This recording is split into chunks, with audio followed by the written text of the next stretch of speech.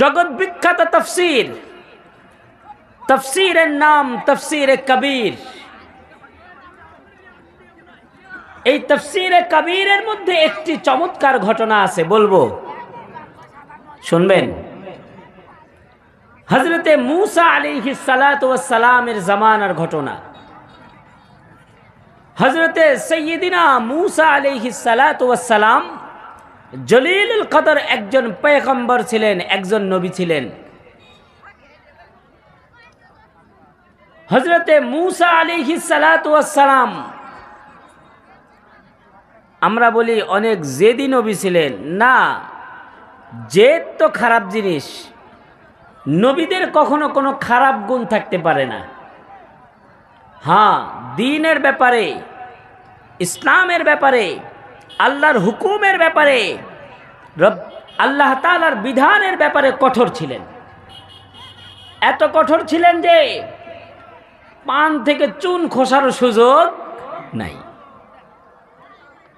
ভাইরা আমার, হযরতে মূসা পয়গম্বর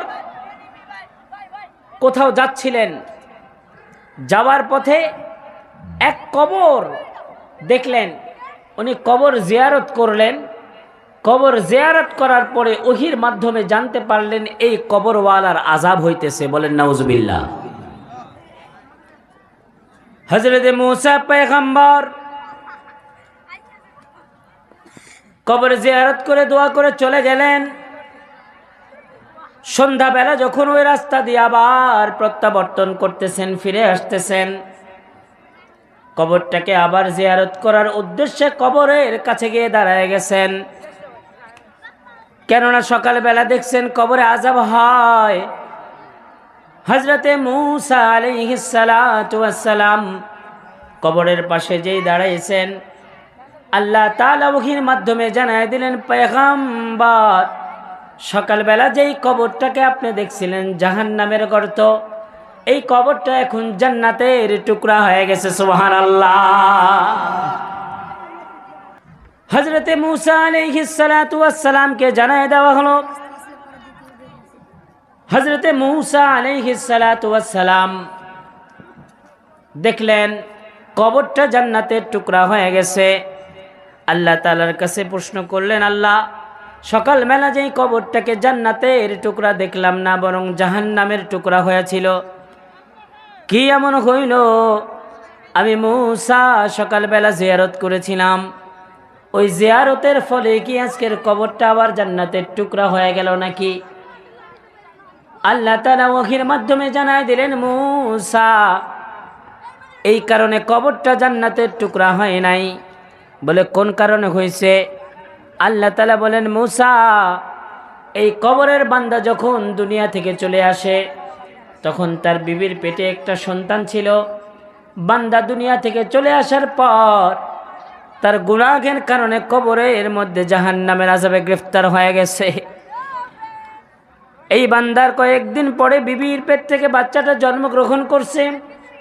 জন্মগ্রহণ করার পর এই বাচ্চাটা যখন 1 বছর, 2 বছর, 3 বছর, 4 বছর, 5 বছর হয়ে গেছে, এই 5 বছর বয়সে এই বাচ্চাটার মা সন্তানটাকে এবার মাথায় টুপি লাগায় দিছে, গায়ে জুব্বা পরায় দিছে, আর ডাক দেয়া বলে, বাবা যাও, আমাদের পয়গম্বরের নাম মূসা, এই পয়গম্বরের শরীয়ত শেখার জন্য চলে যাও। যখন উলামায়ে কেরামের কাছে গেছে, উলামায়ে কেরাম সর্বপ্রথম শিখায় দিছে বিসমিল্লাহির রহমানির রহিম।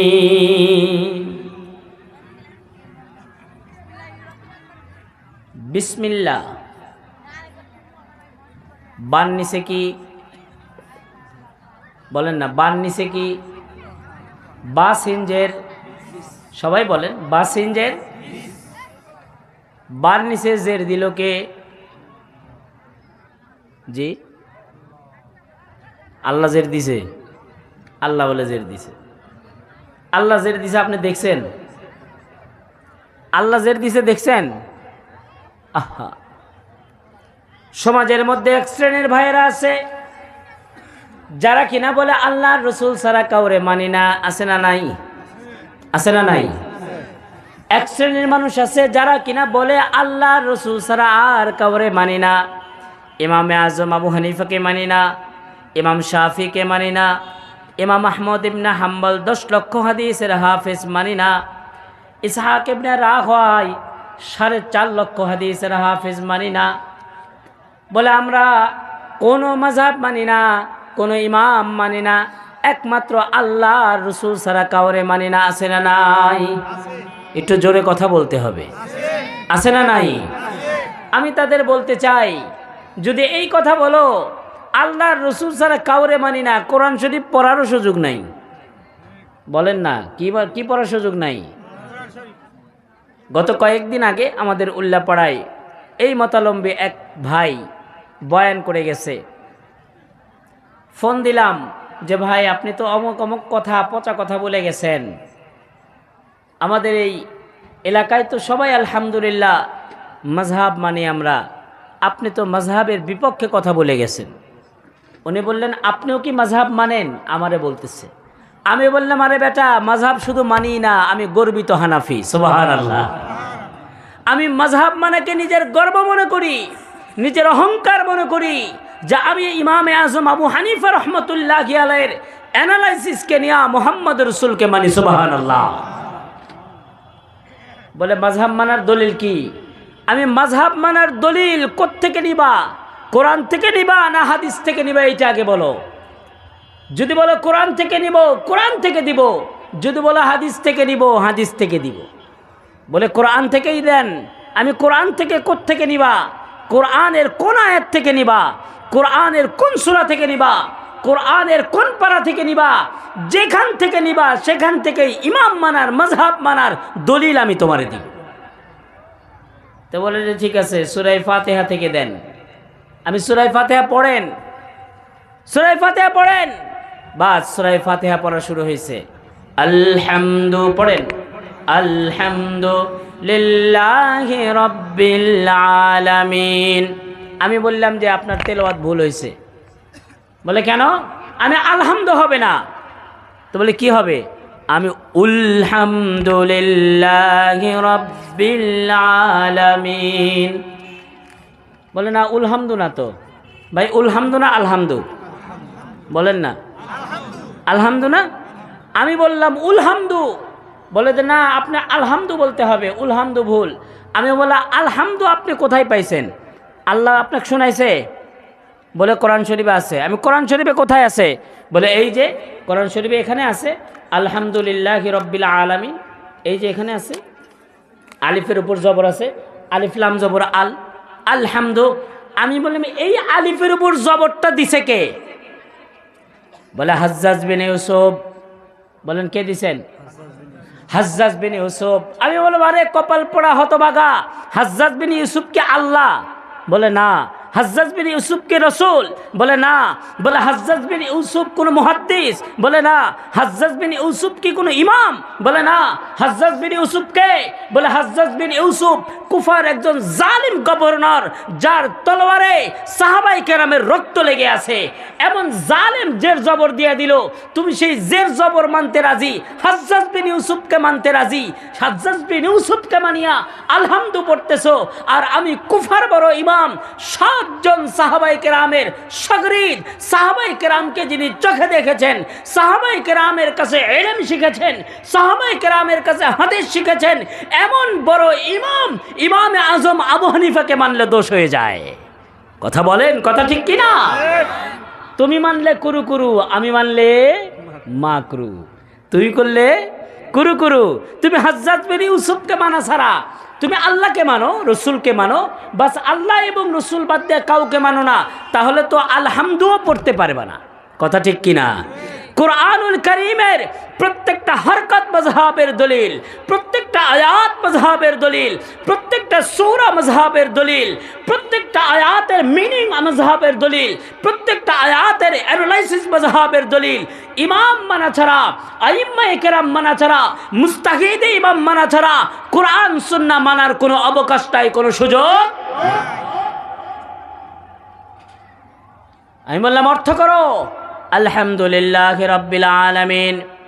সকল বলেন সকল প্রশংসা। আমি বললাম সকল, সকলের অর্থ, সকলের আরবি শব্দ হলো কুল্লুন। কুল্লু মানে সব। বলো আলহামদুলিল্লাহর মধ্যে কুল্লু কোথায় আছে? সকল যে তুমি মিনিংটা করলা, অর্থটা করলা, এর অর্থ কই আছে? এই শব্দ কোথায় আছে? বলে যে শব্দ নাই। আলিফ লামটা তো আলিফ লামে ইস্তেগরাকি, ওলামায়ে কেরাম বুঝতেছে। আলিফ লামে ইস্তেগরাকি হলে তখন অর্থ হয়, সকলের অর্থ হয়। আমি আলিফ লামে ইস্তেগরাকি হইলে সকলের অর্থ আসে, এটাকে আল্লাহ শিখাই দিয়ে গেছে? এটা কি নবী শিখাই দিয়ে গেছে? বলে না, এটা আরবি ব্যাকরণের ইমামরা শিখাই দিয়েছে। আমি এই তো আল্লাহর রসুলকে বাদ দিয়ে দিলাম। কথা ঠিক না? বলে রব্বিল আলামিন, আলামিন। আমি বললাম না, আলামিন ভুল, আলামুন। বলে না, আলামিন। কেন? বলে জমা মুজাক্কার সালেম, হালতে জ্বরের হালতে কি হবে? আলামিন হবে। আমি এটা তোমারে কে বলে দিছে? আল্লাহ। প্রত্যেকটা কওয়ায়েদ, প্রত্যেকটা আয়াত, প্রত্যেকটা হরকত, প্রত্যেকটা সুকুনাত যদি তুমি ইমাম না মানো, তুমি যদি তাকলিদ না করো, যদি অনুসরণ না করো, আইম্মায়ে মুজতাহিদকে না মানো, কোরআন মানা তো দূরের কথা, কোরআন তালাফফুজ আর তেলাওয়াতও করতে পারবা না। কথা ঠিক কিনা? বলছিলাম বিসমিল্লাহির রহমানির রহিম। ভাইরা আমার, যখন বাচ্চাটা বিসমিল্লাহ পড়ছে, আল্লাহ তাআলা ডাক দেয়া বলেন, ও মূসা। মনে আছে? মনে আছে? ভাইরা আমার, আজকে মাদ্রাসার মাহফিল। আজকে আমি আপনাদেরকে পয়গম্বর সাল্লাল্লাহু আলাইহি ওয়াসাল্লামের, পয়গম্বর সাল্লাল্লাহু আলাইহি ওয়াসাল্লামের কিছু মুআজিজা আপনাদের বলবো, উল্লেখিত 4টি মুআজিজা বলবো। শুনতে রাজি আছেন? মুআজিজা কারে বলে? বলে মুআজিজা এমন কিছু বিষয় যা নবীদের থেকেই প্রকাশ পায়, আশ্চর্যজনক বিষয়। এগুলো অন্য কারো কাছ থেকে প্রকাশ পাওয়া সম্ভব নয়। মুআজিজা হলো নবুয়তের দলিল, মুআজিজা হলো নবীদের নবুয়তের দলিল। এই মুআজিজা রাসূলুল্লাহ সাল্লাল্লাহু আলাইহি ওয়াসাল্লামকে আমরা এখানে যারা আছি, কে কে দেখছি? কেউ কি দেখছি? আমরা কেউ দেখি নাই। আমরা কেউ দেখি নাই। পয়গম্বর আঙ্গুল দিয়ে ইশারা করার কারণে ওই আকাশের 4টা 2 ভাগ হয়ে গেছে, আমরা কেউ দেখি নাই। দেখছি?